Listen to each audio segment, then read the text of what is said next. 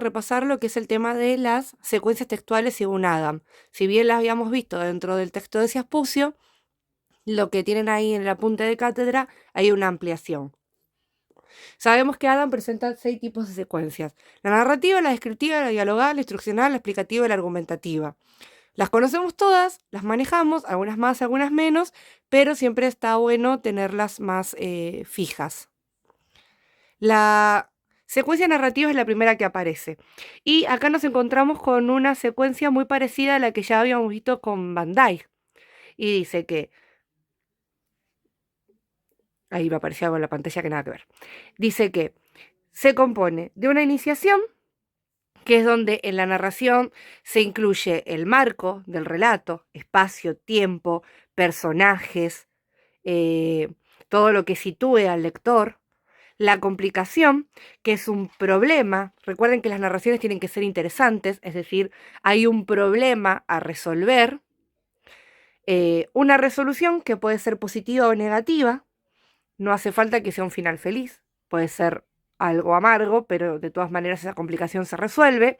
Y además dice Adam que puede optativamente tener una evaluación y una moraleja. La evaluación, como decía Van Dyke, relacionado a el narrador, que de una perspectiva, de una opinión, y una moraleja, que es esa enseñanza. La segunda secuencia que tenemos es la descriptiva. Las secuencias descriptivas son aquellas que nos sirven para dar cuenta de procesos, estados, fórmulas que tienen que ver con la realidad que nos rodea. Generalmente se utilizan tiempos como el presente y el pretérito imperfecto, y su función es expresar o referenciar algo. Y Adam divide las descripciones en 2 tipos: objetivas y subjetivas. La objetiva, o técnica también, es aquella que aparece, por ejemplo, en manuales, en libros académicos, y la subjetiva tiene que ver más con la visión, hay un punto de vista, y suele estar vinculado con lo estético. Por eso muchas veces tenemos descripciones subjetivas dentro de narraciones. El realismo se valía mucho de esta tipología textual. No sé, si agarramos Madame Bovary, que es realismo francés, o Ana Karenina, que es realismo ruso, vamos a encontrar descripciones y descripciones y descripciones. La tercera secuencia, que es como la novedad que incluye Adam, que esto ya lo habíamos visto, es la secuencia dialogal. Y dice que la secuencia dialogal es una estructura jerarquizada de intercambios, que pueden ser de apertura-cierre y de transacción. Lo importante de la dialogal, que tiene que ver mucho con la comunicación, como habíamos visto en primer año con el circuito comunicativo, es que están basados en principios de cooperación. Para que haya un diálogo, en realidad debe haber cooperación entre ambos, emisor y receptor. Dice Adam que no son enunciados o observaciones que no tienen relación entre sí, sino que están todas conectadas y que se requiere un esfuerzo de ambas partes. Las máximas de cooperación, junto con otras máximas, son de Grace, que bueno, se pronuncie, y tienen que ver con algunas máximas que van de la calidad, la cantidad, decir lo necesario, decir lo justo, etc. La otra secuencia es la instruccional. Esta instruccional nos quiere fomentar patrones de conducta y de planeación.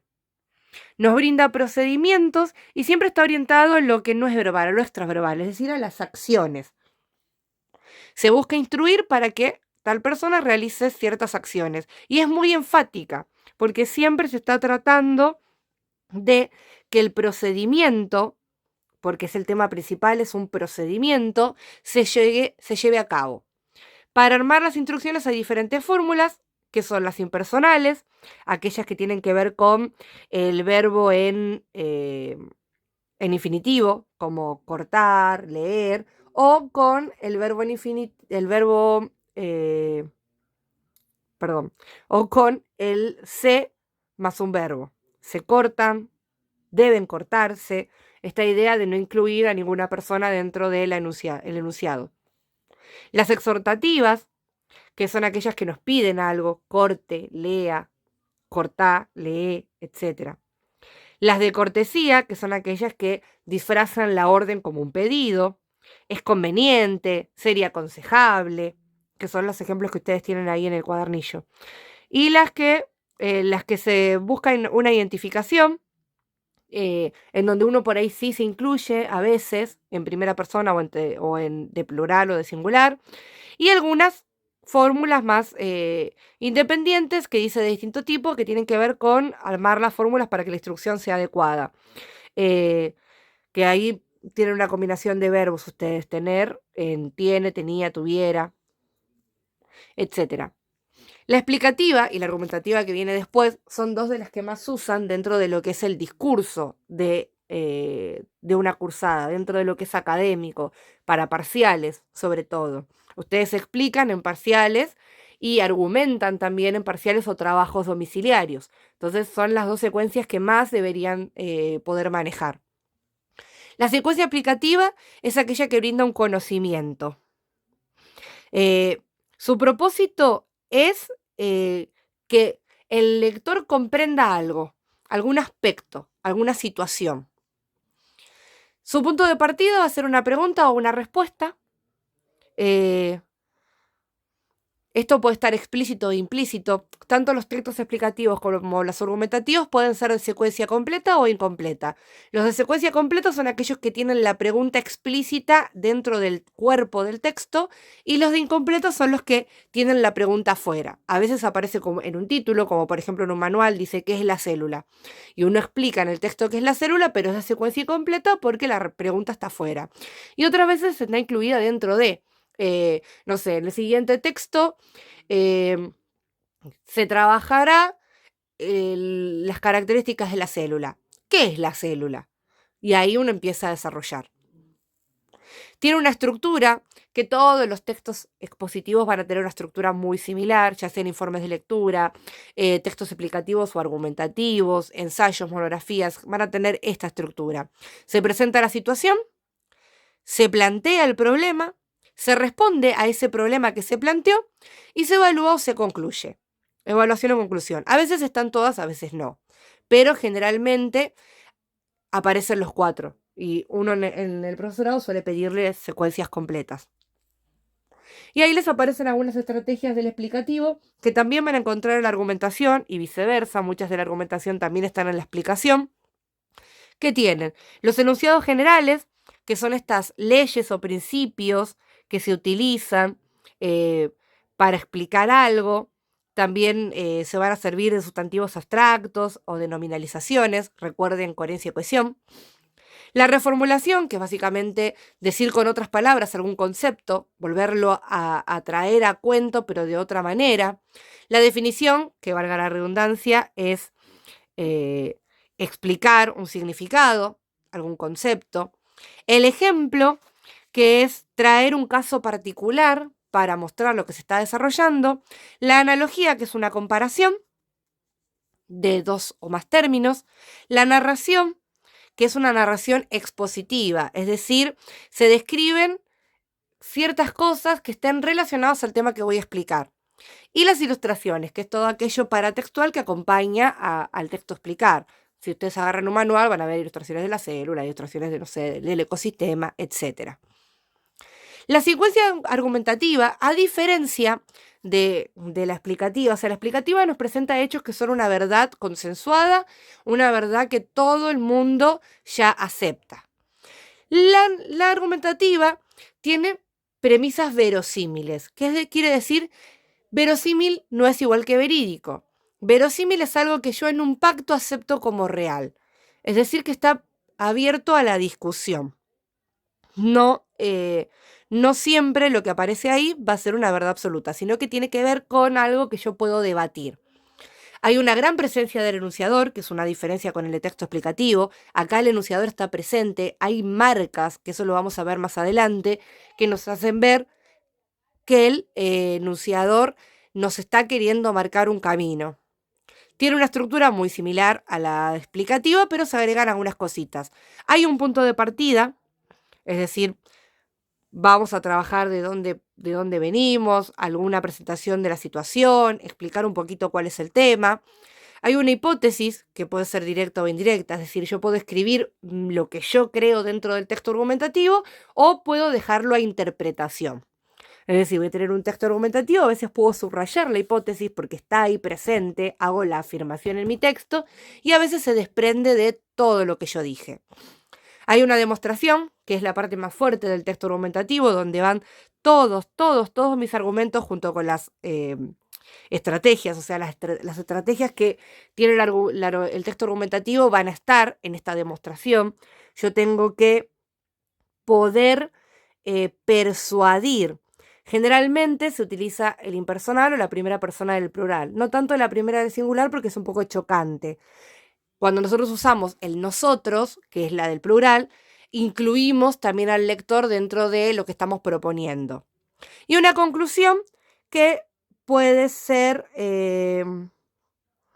un resumen o una propuesta, alentar a lo que puede pasar en el futuro. Y acá yo les agrego que la apertura y el cierre pueden tener diferentes funciones porque hay una parte donde les dice que la introducción generalmente tiene que ubicar al lector, tiene que adelantar la tesis, tiene que ser sintético sobre aquello que se va a opinar, tiene que mencionar antecedentes, citar.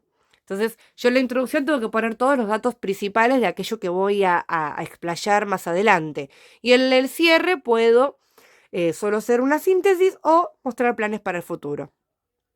Y las estrategias argumentativas que tienen este tipo de textos, algunas son parecidas a la de la explicativa y se agrega por ahí otra. Van a definir, van a reformular, van a ejemplificar. Existe el contar anécdotas también, que el contar anécdotas básicamente es un hecho puntual, que no sería solamente como un ejemplo, sino que es algo que le sucedió a alguien, tal vez relacionado al tema. Se puede conceder, es decir, traer el pensamiento del otro y aceptarlo parcialmente. Tal vez lo que el otro opine no es 100% lo que yo estoy opinando, pero me sirve. Puedo desmentir, es decir, traer la voz del otro, que eso también se llama desautorizar al otro. Es decir, mira, lo que está diciendo esto no es válido por esto, por esto, por esto, por aquello. Puedo hacer más hipótesis, puedo seguir armando especulaciones sobre lo que estoy hablando, citar, hacer analogías que ya lo vimos, metáforas que también son comparaciones, pero un poco más relacionados a lo simbólico, asemejar dos ideas que no están relacionadas en sí, pero que yo tomo una característica de cada una para buscar una semejanza. Utilizar el sarcasmo o la ironía también podríamos agregar. Y la pregunta retórica, que son esas preguntas que no tienen respuesta. Que en realidad encierran la respuesta dentro de la misma pregunta. Y ahí terminamos. Eso sería un breve resumen y explicación de lo que es el texto de Adam, que no es muy difícil comprender. Y después ustedes tienen unas 3 hojitas que yo les subí del esquema de Toulmin. ¿Para qué les sirve el esquema de Toulmin? Para planificar una argumentación. Hay más esquemas. El que yo elegí es este porque sé que ya estaba en el cuadernillo y es bastante sencillo. Entonces le dice que el esquema de Toulmin se arma con, por ejemplo, la hipótesis o la conclusión que queremos compartir, los datos o las pruebas que vamos a usar y los argumentos, marcos, conocimientos compartidos que nos van a permitir llegar a la conclusión. Entonces, nosotros tenemos argumento, dato o razón. El tercer chocolate que comes esta mañana. La conclusión, vas a engordar.